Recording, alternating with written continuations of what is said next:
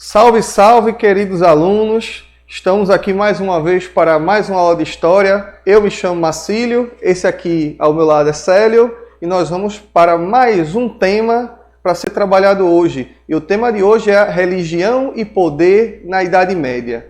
Aí, bicho, jogam logo para Marcílio essas coisas, velho. Falar de religião logo na Idade Média. Mas vamos lá, né? Se jogaram para mim, então a gente vai trabalhar em cima disso, né? Então a gente vai começar a perceber que a igreja, no caso a igreja católica, vamos especificar bem, ela vai se fortalecendo durante o Império Romano, né? De que forma? O nascimento de Jesus, certo? Dentro da Roma Antiga, a igreja vai crescendo, lógico, com muitos conflitos com os imperadores romanos, que se achavam o máximo, se achavam deuses vivos praticamente, né? Isso vai gerar uma série de conflitos, tanto que dentro do Coliseu ocorreram muitas atividades esportivas, muitas, como é que eu poderia dizer, situações onde já eram jogados cristãos lá dentro para brigar com leões, né? Então, coitado, o leão hoje em dia não está matando ninguém, mas vai jogar dentro do leão, né?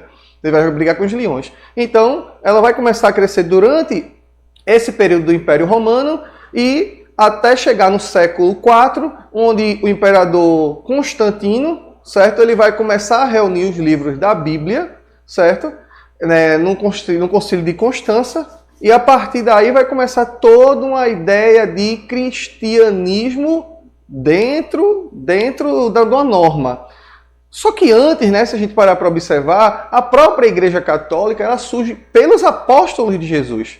Não é? Após a morte de Jesus, você vai ter os apóstolos indo pregar em vários lugares diferentes e cada um criando a sua igreja, né? Até ficar a igreja de São Pedro, que é hoje a sede de Roma, né, no caso. Teodósio, ele vai, no final do século IV, instituir o cristianismo como religião oficial de Roma, e aí a expansão é supernatural. Imagine naquela época, você vivendo num lugar onde a extrema dificuldade que se tinha com relação à alimentação, e vem a religião com a ideia de salvação, de trabalhos onde você poderia evoluir como pessoa, que vai ter uma boa vida após a vida, vamos dizer assim, e aí ela vai ter uma série de pessoas que vão virar adeptos dela, né? Para você ter uma ideia, a questão da ortodoxia dentro da igreja vai se iniciar dentro da Idade Média, né? Vai surgir várias teorias heréticas nesse período. A gente vai ter como as principais dos valdenses e dos albigenses, né? Você vai ter situações onde alguns vão querer seguir o cristianismo ao pé da letra, porque a gente não, teoricamente é bem complicado fazer isso, porque a interpretação bíblica vai de cada um, e você vai começar a perceber que dentro do arianismo, você vai ter essa meio que segregação dentro da própria igreja, né? De situações onde eles vão se encaixar em perfis diferentes, né? A questão do afastamento da igreja de Bizâncio, né, com o famoso cisma do Oriente, vai ser essa separação em 1054, que também ocorre durante a Idade Média, e essa separação vai ocorrer basicamente porque em Bizâncio, o imperador, né, na época de Justiniano, ele vai ter uma ideia onde ele é um representante da igreja, ele tem que ser o líder da igreja.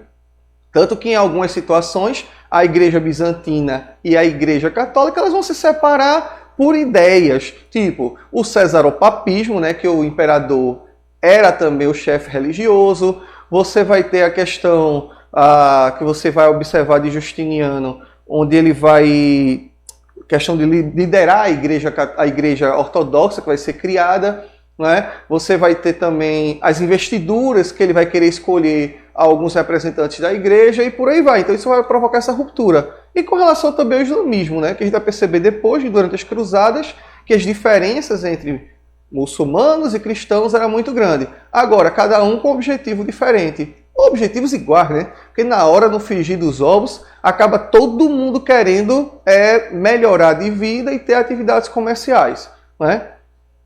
Continuando aqui, O clero, durante a Idade Média, ele vai ser organizado em duas situações diferentes. O chamado clero regular, que vocês estão vendo aí, que era formado por sacerdotes que viviam fora dos mosteiros, hierarquizados em padres, bispos, arcebispos, etc. Ou seja, você vai ter uma hierarquia dentro da Igreja Católica sendo respeitada.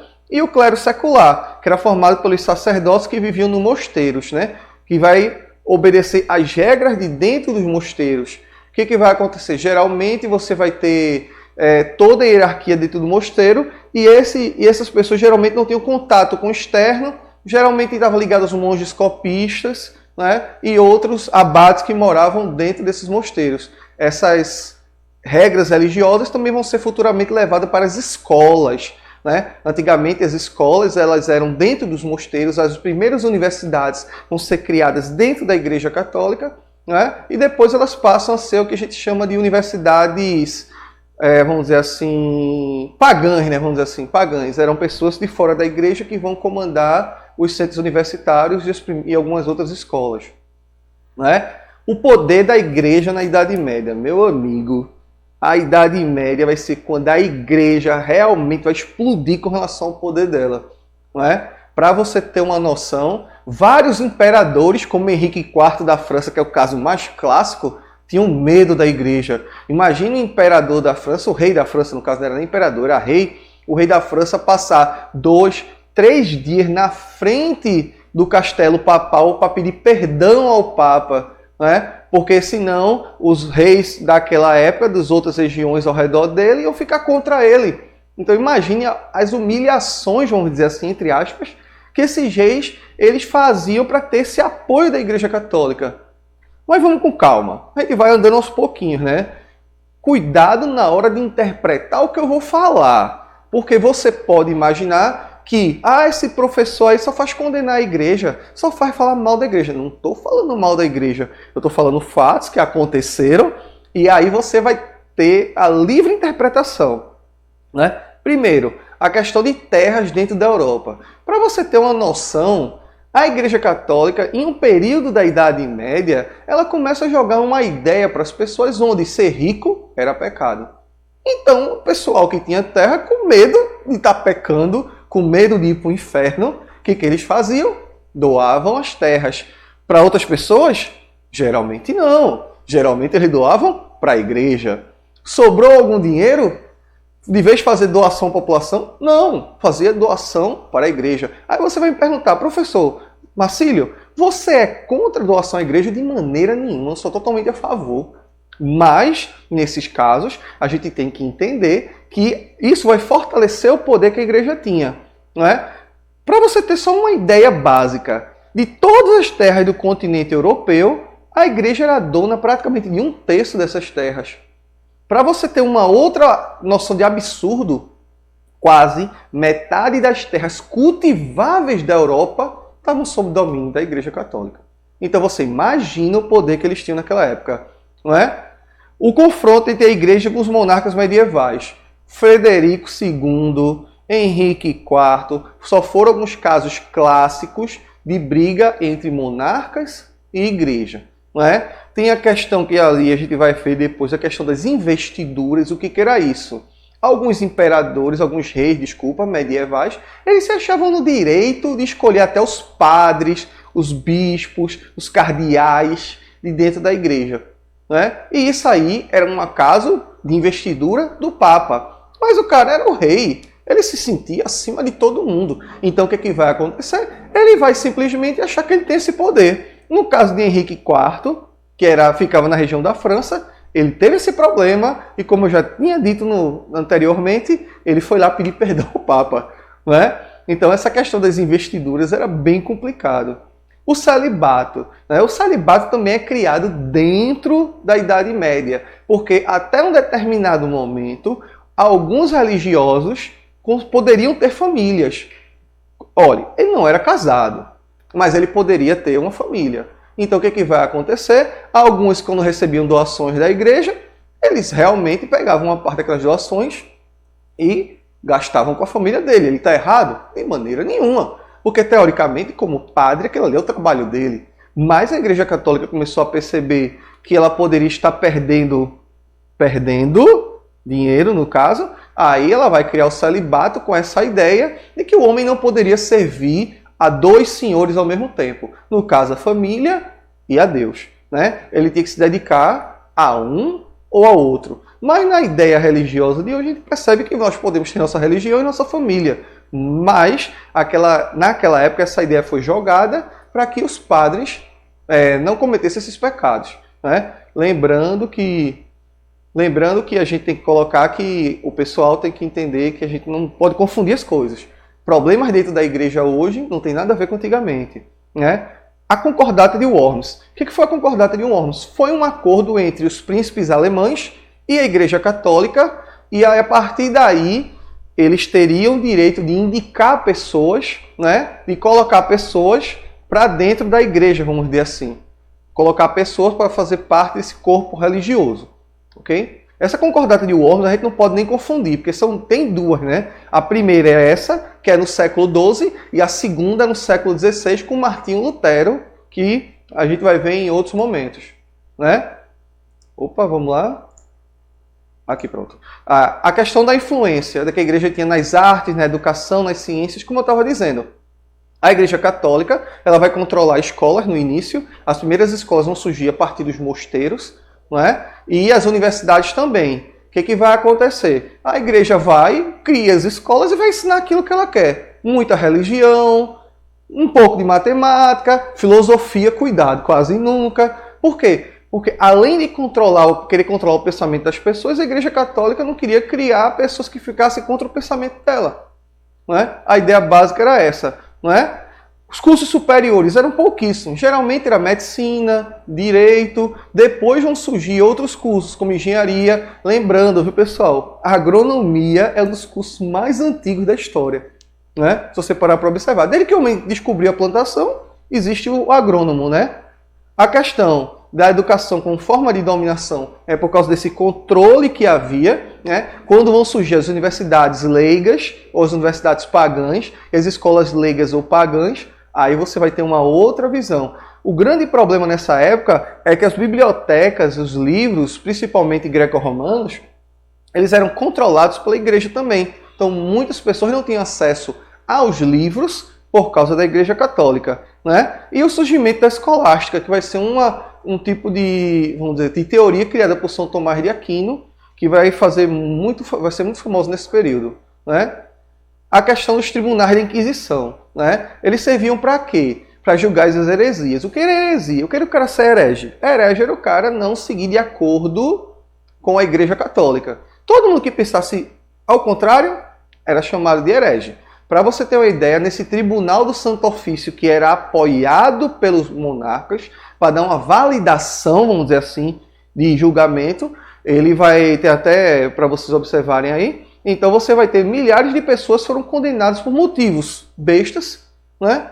E condenadas à morte, ou então exílios, né? Ou então ficar trancado dentro de casa e por aí vai, não é?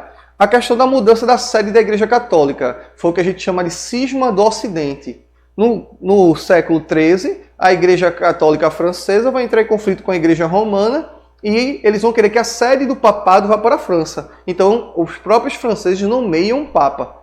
Ou seja, a Igreja Católica nesse período passa a ter 2 papas, né? E o Concílio de Constança vai ser o lugar onde eles vão entrar em acordo e aí a votação papal ela passa a ser feita a partir dos cardeais. Os cardeais é que escolhem um papa a partir desse momento. Não é? A questão das cruzadas. As cruzadas, né, o Papa Urbano II ele tem uma ideia de criar um movimento de combate aos heréticos muçulmanos. Né? O que vai acontecer? A Igreja Católica pensa na condenação religiosa, enquanto as pessoas, os reis cruzados naquela época, pensavam a questão econômica. Né? Então, conflito de interesses. A participação nas cruzadas ela vai ter uma ideia totalmente diferente de quem participa. Outra coisa que a gente também tem que comentar é que você era convocado para a cruzada, abandonava suas terras, o que acontecia? Quando voltava, estava lá a terra jogada. Ou seja, muitas pessoas passaram fome por causa disso. Né? Elas vão começar no final do século XI, as cruzadas, e vão até o século XIII. Quais foram as consequências das cruzadas? Questão do empobrecimento dos senhores feudais. Porque a Igreja Católica dizia assim, bora lá pessoal, vamos para as cruzadas. Ganhou quem troca? Nada. Né? Fortalecimento do poder real. Né? Se o senhor feudal perde força, o rei ele passa a ganhar força. Né? A reabertura do mar Mediterrâneo. Né? O que vai acontecer? A partir das cruzadas vão se criar rotas comerciais, novas rotas comerciais, que vai ser utilizada pelo mar Mediterrâneo para você obter produtos na Ásia. Então, você vai ter o enriquecimento de alguns comerciantes e o surgimento de uma classe chamada de burguesia também, tem que lembrar disso.